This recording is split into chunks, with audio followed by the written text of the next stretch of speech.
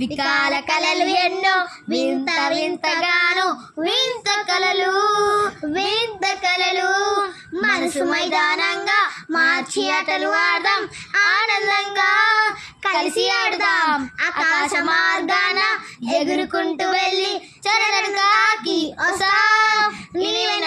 తెచ్చి వెళ్దాం అద్భుతాలెన్నో చూద్దాం భలే సరదాగా ఉంటుంది కాలం గడిచే కొద్దీ